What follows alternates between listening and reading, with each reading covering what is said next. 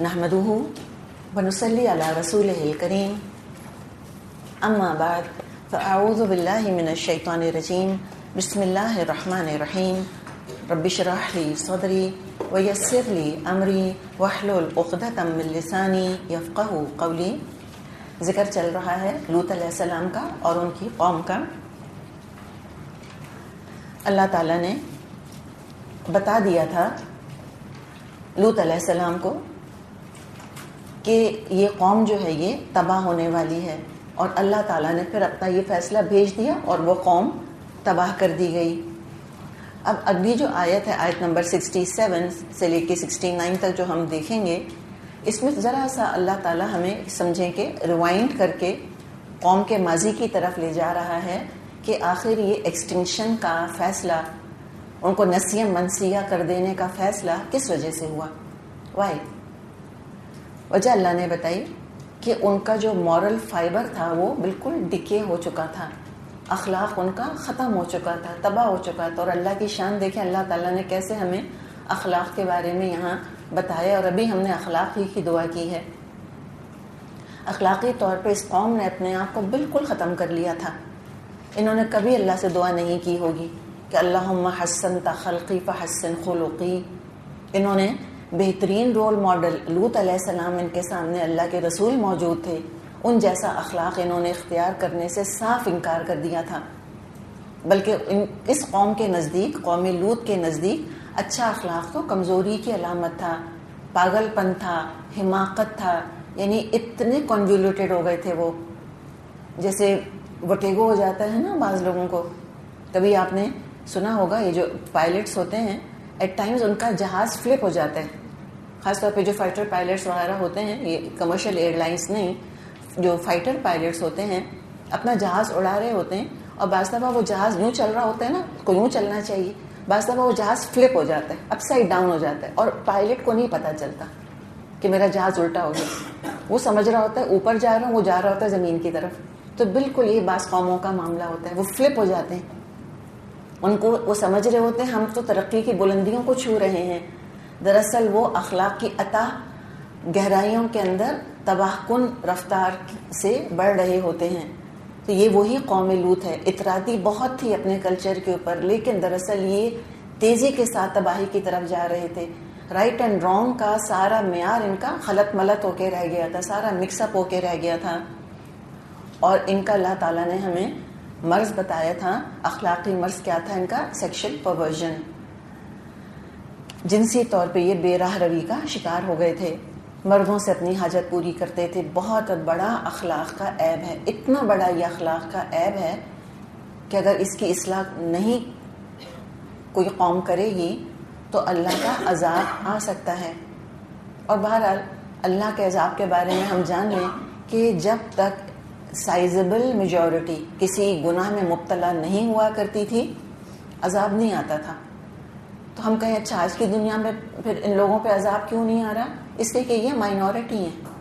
یہ sizeable majority تو چھوڑیں، وہ تو کہیں سے بھی میجورٹی نہیں ہے، اور جو کام یہ کر رہے ہیں اس کی مخالفت میں آوازیں اٹھتی رہتی ہیں. صرف مسلمان نہیں ہیں جو اس کے خلاف آواز اٹھا رہے ہیں، جیوز ہیں، کرسچنز ہیں، وہ بھی اس کے خلاف آواز اٹھا رہے ہیں، کہہ رہے ہیں یہ کام غلط ہے، ان نیچرل ہے، غیر فطری ہے، بائبل منع کرتی ہے، تورات منع کرتی ہے، قرآن منع کرتا ہے. ہم اس کام کو کبھی بھی کنڈون نہیں کریں گے، ہم کبھی اس کو لیگلائز ہونا، اس کے لیے ہم کبھی ووٹ نہیں دیں گے. یہ بھی آپ نے سنے ہوں گے قصے کہ ایسے بھی بعض بیکرز ہیں، ایسی بھی خواتین یا حضرات موجود ہیں جو کہ مسلمان نہیں ہیں، لیکن اگر ایک گے کپل آ کر ان سے کہتا ہے کہ ہمارا ویڈنگ کیک بنا دیں، وہ منع کر دیتے ہیں کہ ہم آپ کو ویڈنگ کیک نہیں بنائیں گے، یہ ہماری ریلیجس ویلیوز کے خلاف ہے چیز. تو دنیا میں اس کے خلاف بہرحال ایک ابھی تک حس موجود ہے. یہ اور بات ہے کہ یہ مائنورٹی میں ہوتے ہوئے جو ہوموسیکشولز ہیں، گیز ہیں، مائنورٹی میں ہوتے ہوئے انہوں نے اپنے آپ کو منوا لیا ہے. بات یہ ہے. تو یہ معاملہ جو لوط علیہ السلام کی قوم کا تھا وہ یہ تھا کہ یہ مائنورٹی نہیں تھے، یہ 100% اسی کے اندر مبتلا تھے. ایک اور دو نہیں، ایک دو بھی بچے ہوئے نہیں تھے، سارے کے سارے 100% قرآن کی گواہی موجود ہے کہ ہم نے ایک گھر وہاں مسلمانوں کا نہیں پایا, ناٹ ون ہاؤس. سوچیں ذرا. تو ظاہر ہے پھر تو ان پر عذاب آنا تھا. ایک تو 100% مبتلا, نمبر 2 رسول موجود جو ان کو بتا رہے اور سمجھا رہے تھے. تو ان کا معاملہ اللہ نے بیان کیا. اب ہوا کیا, وَجَاءَ أَهْلُ الْمَدِينَةِ يَسْتَبْشِرُونَ, اتنے میں شہر کے لوگ خوشی کے مارے بےتاب ہو کر لوط علیہ السلام کے گھر پر چڑھ دوڑے. قَالَ إِنَّ هَؤُلَاءِ ضَيْفِي فَلَا تَفْضَحُونَ, لوط علیہ السلام نے کہا بھائیو یہ میرے مہمان ہیں, میری بے عزتی مت کرو, میری فضیحت مت کرو. اور آپ کو معلوم ہی ہے کہ وہ مہمان کون تھے, وہ فرشتے تھے اور وہ خوبصورت لڑکوں کی شکل میں آئے تھے. لوط علیہ السلام تو نہیں پہچان پائے تھے ان کو کہ یہ فرشتے ہیں, وہ تو سمجھ رہے تھے کہ یہ بس کہیں سے اجنبی لڑکے ہیں جو مہمان کے طور پہ آ کے میرے گھر میں ٹھہرے ہیں. تو مہمان کی حفاظت تو ہر مہذب انسان کرتا ہے. یہ کوئی سکھانے کی چیز یا دین کے ذریعے بتانے کی یا وحی کے ذریعے بتانے کی چیز تھوڑی ہے. انسان اور جانور کے اندر یہ فرق ہے. چڑیا کے گھر میں کوئی اور چڑیا آ جائے گی تو ہو سکتا ہے وہ ٹھونگے مار مار کے اس کو باہر پھینک دے کہ تم کیسے آ گئی. انسان کے گھر میں جب مہمان آتے ہیں ہم بہرحال خندہ پیشانی سے استقبال کرتے ہیں ان کا. اور یہ تو دین ابراہیمی ہے, فطرت ابراہیمی ہے یہ. اور الحمدللہ ہم مسلمانوں کے اندر تو یہ پوری کی پوری موجود ہے. 10,000 بھی ہمارے اندر خرابیاں ہیں جو کہ ہم کبھی ماننے سے انکار نہیں کرتے.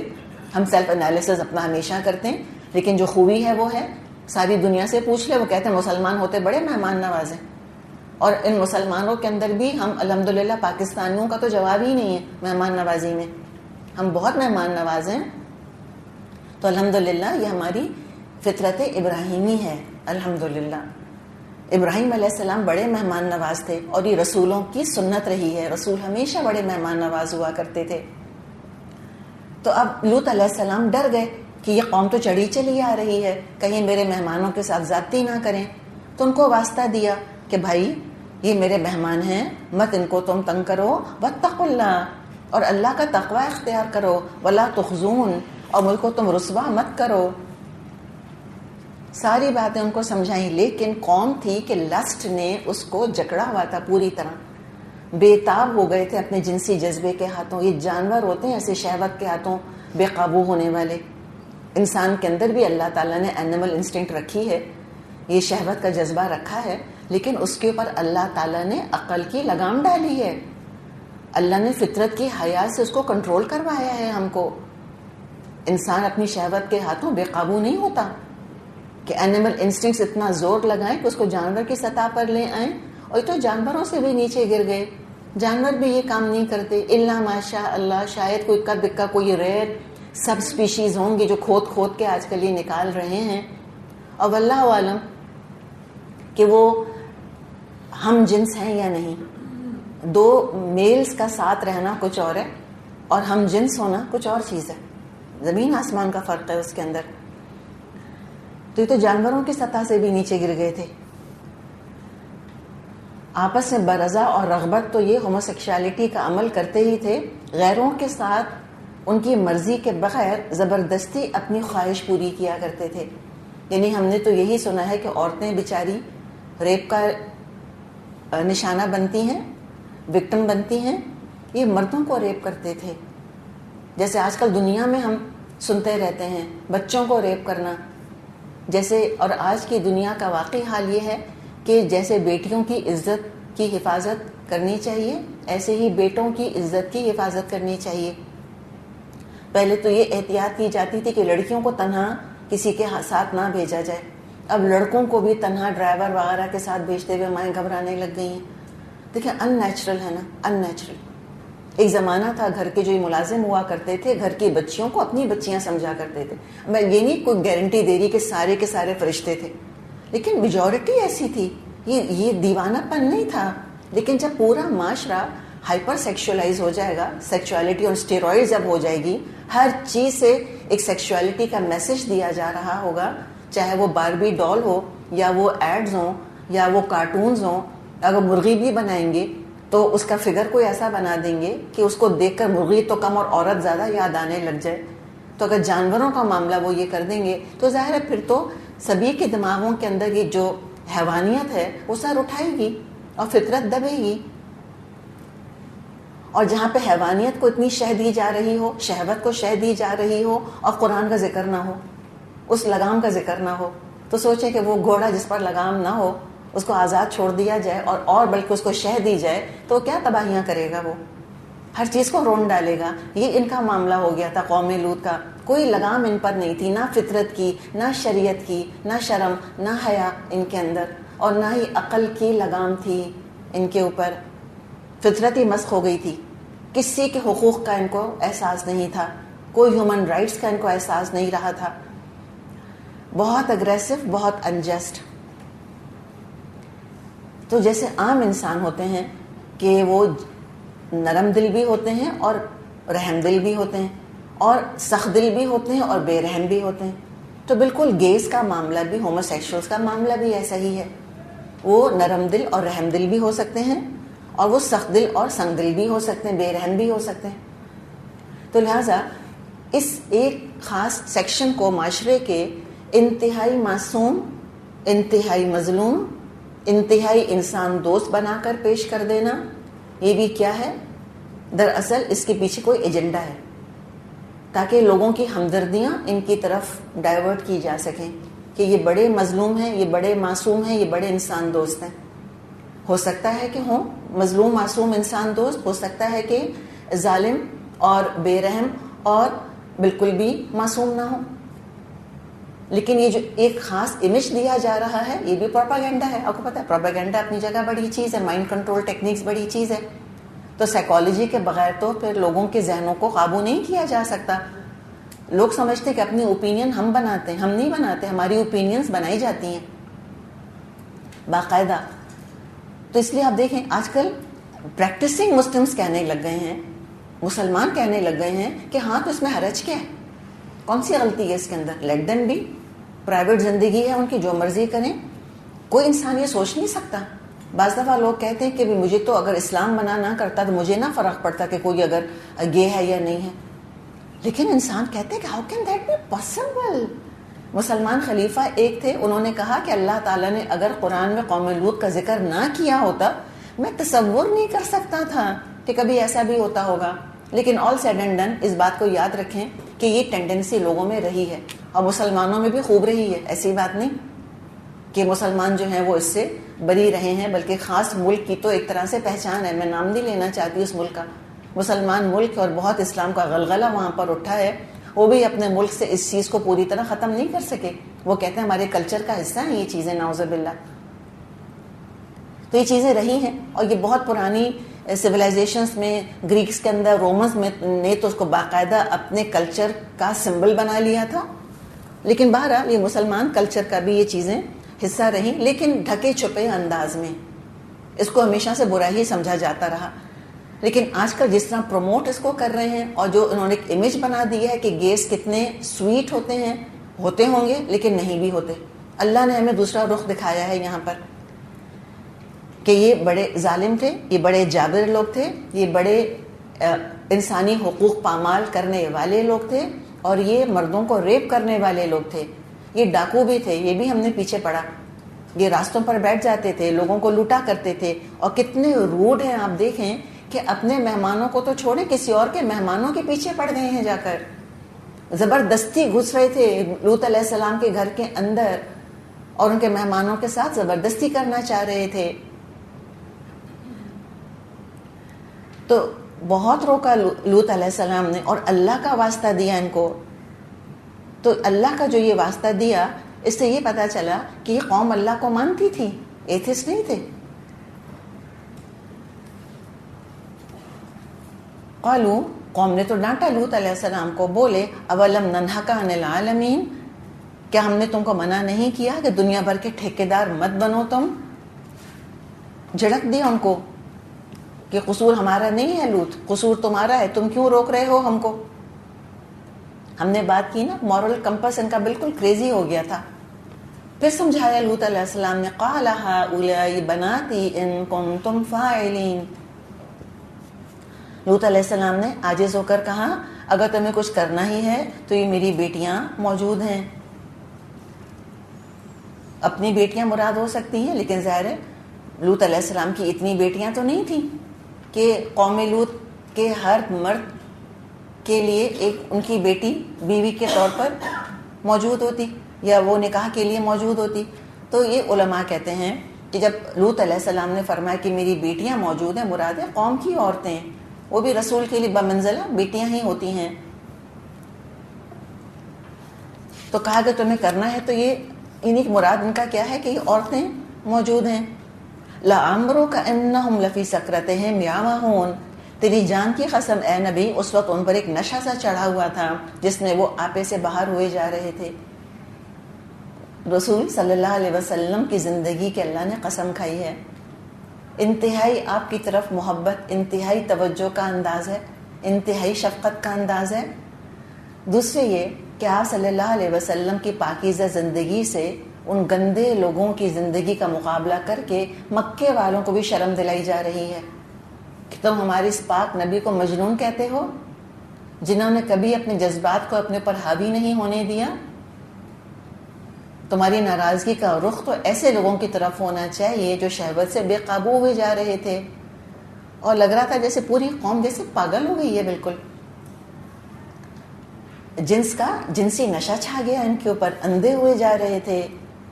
فَأَخَذَتْهُمُ الصَّيْحَةُ مُشْرِقِينَ، آخر پو پھٹتے ہی ان کو ایک زبردست دھماکے نے آ لیا.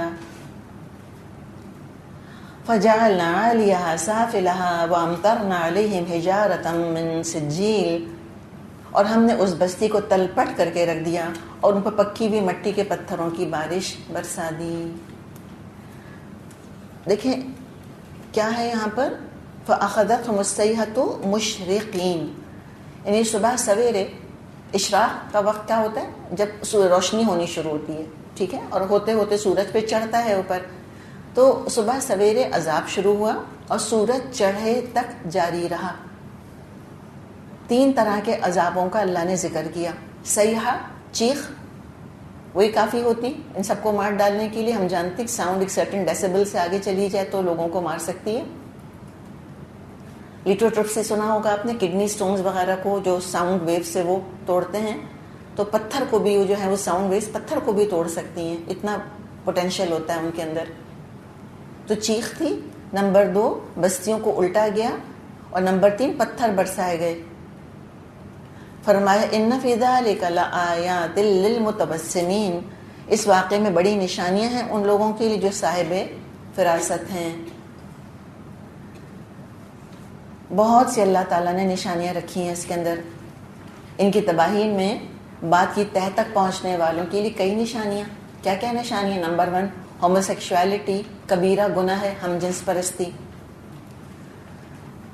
خاص طور پر اللہ نے اپنا رسول بھیج کر ان کو منع کیا تھا کہ یہ کام مت کرو، یعنی اتنا بڑا گناہ تھا کہ رسول کا آنا وارنٹ کر دیا تھا اس نے. نمبر 3 قومیں جب پرورٹڈ سیکشل پریکٹسز شروع کر دیتی ہیں، بگڑی ہوئی جنسی خواہشات کے پیچھے چل پڑتی ہیں، تو اللہ کے غضب کا شکار ہو سکتی ہیں. وَإِنَّهَا لَبِسَبِيلٍ مُقِيمٍ إِنَّ فِي ذَلِكَ لَآيَةً لِّلْمُؤْمِنِينَ، یہ وہ علاقہ جہاں یہ واقعہ پیش آیا گزرگاہ عام پر واقع ہے. اس میں سامان عبرت ہے ان لوگوں کے لیے جو کہ صاحب ایمان ہوں. تو جو قافلے تھے ان کے قریش کے، یہ حجاز سے شام عراق کی طرف جایا کرتے تھے. حجاز سے شام جاتے تھے، عراق سے مصر جایا کرتے تھے. ان کا گزر ان بستیوں پہ سے ہوتا تھا. ڈیڈ سی کا یہ علاقہ ہے. اللہ نے چاہا کبھی انشاءاللہ سارے اسٹوڈنٹس واپس آ گئے، آن سائٹ کلاسز ہماری پکی ہو گئی، تو ہم پریزنٹیشنز ہمارے پاس رکھی ہیں. ہم نے اس لیے نہیں دکھائیں کہ جو کلاس میں آن سائٹ ہیں وہ دیکھ لیں گی آپ، اور جو نہیں آ سکتی وہ محروم رہ جائیں گی. تو بنی رکھی ہیں الحمدللہ، پہلے سے موجود ہیں. اللہ نے چاہا تو کبھی ہم دیکھیں گے تو ہمیں اندازہ ہوگا کہ کس قسم کا وہاں پر ایک فنومنن ہے جو کہ پیش آیا ہوگا. اصل حقیقت تو بہرحال اللہ ہی جانتا ہے. بہرحال ڈیڈ سی کے ارد گرد علاقہ موجود ہے، اور کہتے ہیں جارڈن کی جو گورنمنٹ ہے وہ ڈیڈ سی کے اندر سے کچھ کھنڈرات وغیرہ برآمد کرنے کی کوشش کر رہی ہے. ہوا یہ کہ جب اللہ کا عذاب آیا تو جو یہ پوری بستی تھی، ایسا اللہ نے اس کو دھسایا کہ یہ سمندر کے دریا کے اندر چلی گئی ہے. اور سمندر چھا گیا ان کے اوپر. تو وہ جو ڈیڈ سی کی تہ میں جو کچھ روئنز ہیں، کھنڈرات ہیں، ان کو نکالنے کی، ایکسکیویٹ کرنے کی کوششیں کی جا رہی ہیں. ان فی ذلک لآیۃ للمؤمنین وان کان اصحاب الایکۃ لظالمین. اور ایکا والے ظالم تھے. اچھا جی، ابھی ایکا والے کون ہیں؟ کچھ علماء کا کہنا ہے کہ اصحاب مدین، شعیب علیہ السلام بھیجے گئے تھے نا مدین کی طرف. اصحاب مدین اور اصحاب الایکا ایک ہی قبیلہ تھا. کچھ کا کہنا یہ ہے. کچھ علماء ان کو الگ الگ قومیں شمار کرتے کہ نہیں، وہ کہتے نہیں، اصحاب مدین کوئی اور تھے اور اصحاب الایکا کوئی اور تھے. دونوں کی طرف بہرحال شعیب علیہ السلام ہی کو رسول بنا کر بھیجا گیا تھا. اچھا، جو لوگ یہ کہتے ہیں کہ اصحاب مدین اور اصحاب ایکا ایک ہی قوم تھے، وہ ان کا کہنا یہ ہے کہ مدین والے دراصل شہر والے تھے اور ایکا والے شہر سے باہر رہتے تھے. واللہ عالم، اللہ بہتر جانتا ہے. مورل آف دا سٹوری کیا ہے جو ہمیں پتہ چلا ہے قرآن کے بیان سے؟ کہ یہ شرک کرتے تھے، ناپ تول میں کمی کرتے تھے، راہگیروں کو، مسافروں کو لوٹ لیا کرتے تھے. یہ سارے ان کے قصور تھے. تو اللہ تعالیٰ نے رسول بھیج کے ان کو ان اخلاقی برائیوں، اخلاقی خرابیوں سے روکا. فانتقمنا منہم، تو ہم نے ان سے انتقام لیا. یعنی اوبیسلی جب بات نہیں مانی تو اللہ نے پھر ان کو تباہ کر دیا. وَإِنَّهُمَا لَبِإِمَامٍ مُبِينٍ، اور ان دونوں قوموں کے اجڑے ہوئے علاقے کھلے راستے پر آباد ہیں. یعنی یہ جو بستیاں ہیں ایک ہی راستے پر قریب قریب واقع تھیں. یعنی عبرت کا سامان وہاں بھی موجود تھا اور عربوں کو پتہ تھا کہ یہ وہ علاقے ہیں جہاں پر کسی زمانے میں عذاب آیا تھا. اور دیکھیں اللہ تعالیٰ نے اس طرح کی بستیاں ہر جگہ رکھ دی ہیں. ملکوں میں 3 طرح کی بستیاں ہوتی ہیں. ایک کیا، جو میری اور آپ کی بستی، باقاعدہ چلت پھرت زندگی کے آثار، جیسے میں اور آپ زندہ ہیں. لیکن ایک دیوار کے اس طرف کون سی بستی ہے؟ قبرستان. قبرستان بھی تو ساتھ ہی ساتھ آباد ہے نا. وہ بھی آباد تو ہیں، لوگ تو ہیں وہاں پر. فرق کیا ہے کہ ہم زمین کی پیٹھ پر ہیں، وہ زمین کے پیٹ کے اندر ہے. وہ بھی تو شہر خاموشاں بسا ہوا ہے. اور تیسری بھی بستی ہے، کھنڈرات، روئنز. وہ کہیں دور نکل کر دیکھنے ہوتے ہیں انسان کو، اور الحمدللہ موجود ہیں. عبرت کا بڑا سامان ہے. کبھی موقع لگے تو موہنجو-دارو، ہرپا وغیرہ جا کے دیکھیں. یہ ٹیکسلا وغیرہ کی طرف سارے روئنز موجود ہیں. بڑی حسرت ہوتی ہے انسان کو دیکھ کے، کون بسا ہوگا. میوزیمز کے اندر ان کے برتن رکھے دیکھ کے انسان سوچتا ہے کس نے استعمال کیے ہوں گے. کوئی زیور ہوتے ہیں ان کے. تو وہ بھی اللہ تعالیٰ نے ان کو پرزرو بھی کیا ہوا ہے تاکہ انسان غور و فکر کرے. اور خوشی تو نہیں ہوتی، کوئی انسان امپریس بھی نہیں ہوتا، اداسی ہوتی ہے. چاہے وہ احرام مصر کو دیکھیں، چاہے فرعون کی لاش کو دیکھیں، یا ہراپا موہنجو-دارو جا کر دیکھیں، یا گئے گزرے بادشاہوں کے زیورات جا کر کہیں دیکھیں، بڑا دل دکھتا ہے. ٹاپ کاپی میوزیم کو جا کے دیکھ لے، حسرت ہوتی ہے نا کہ کہاں گئے سارے. جب استعمال کر رہے ہوں گے، جب جیسے ہی انسان ہوں گے، ایک دن مجھ کو اور آپ کو بھی تو پھر جانا ہے نا. تو کیوں نہ پھر اللہ کی نظر میں ہم اچھے بن کر جائیں. تو بڑی بڑی عبرت کی اللہ تعالیٰ نے اسباق ہیں، بڑے بڑے عبرت کے اسباق اللہ نے میرے آپ کے لیے رکھ دیے ہیں. بس اللہ تعالیٰ ہمیں متوسمین بنائیں. کوئی سوال آپ کا؟ جی جی، یہ اچھا سوال ہے. میں بھی سوچتی ہوں اس کے بارے میں کہ جب سارے مرد ان کے ایسے تھے تو کیا ان کی عورتیں بھی پھر ایسی تھیں؟ اللہ نے ذکر نہیں کیا لیکن عورتوں کا. کیا پتہ عورتیں نہ ہوں ایسی، اللہ جانے کیا کرتی ہوں گی پھر وہ. تب دیکھیں نا، ہیومن رائٹس سے اگر ہم بات کریں، 2 مردوں کا آپس میں تعلق قائم کرنا، اس میں کیا ہیومن رائٹس کا ایشو ہے کہ نہیں ہے؟ کس کے رائٹس جا رہے ہیں؟ تو کدھر ہیں ویمن رائٹس والے؟ وہ کیوں نہیں آواز اٹھاتے کہ جب یہ 2 مرد آپس میں یہ کام کر رہے ہیں، کم سے کم انہوں نے 8 عورتوں کا حق مار لیا ہے اسلام کی روح سے. تو اس لیے کہ اللہ نے ایک مرد کو 4 عورتوں سے شادی کرنے کی رخصت دی ہوئی ہے. تو 8 عورتوں کے حق مارے ہیں انہوں نے. تو کیوں نہیں آواز اٹھاتے ویمنز رائٹس والے اس کے اوپر کہ یہ ہمارے رائٹس ہیں جو کہ سلب ہو رہے ہیں اس طرح سے. لیکن اللہ نے بہرحال اس میں خاموشی اختیار کی ہے، اور واللہ عالم کیا معاملہ تھا ان کی عورتوں کا. لیکن اتنا تو ہمیں پتہ ہے کہ پھر ان کی آبادی بھی شاید نہیں ہوگی. لیکن یہ بھی ہوتا ہے کہ بعض بائی سیکشول ہوتے ہیں، آج ہم بائی سیکشول کا بھی سنتے ہیں کہ وہ عورتوں سے بھی تعلق رکھتے ہیں اور مردوں سے بھی رکھتے ہیں. تو کیا پتہ اس قسم کی مخلوق ہو کہ شادیاں بھی کرتے ہوں گے، اسی کے ظاہر ہے، ورنہ تو بھی ایکسٹنکٹ نہ ہو جاتے پھر. اسی کہ اللہ تعالیٰ صرف ایک نسل کی بے راہ روی کی وجہ سے تو عذاب نازل نہیں کرتا تھا، نسل در نسل کچھ معاملہ چلا ہوگا. تو یا تو ان کی پھر آبادی شرنک ہو جانی چاہیے تھی، وہ بھی ہم نہیں دیکھتے. یہ 5 بڑے بڑے شہر تھے قوم لوط جہاں رہتی تھی، سدوم، عمورہ، وہ 3 نام اور ہیں. تو یہ کہ چند سینکڑوں لوگوں کی آبادی نہیں تھی، چند 100 کی، یہ ہزاروں لاکھوں کی ان کی آبادی تھی. تو obviously وہ پروکریشن تو ہو رہا تھا، تو وہ بھی ہوگا اور پھر یہ بھی ہوگا. یہ دونوں چیزیں ساتھ ساتھ ہوں گی ان کی. واللہ عالم، اللہ بہتر جانتا ہے.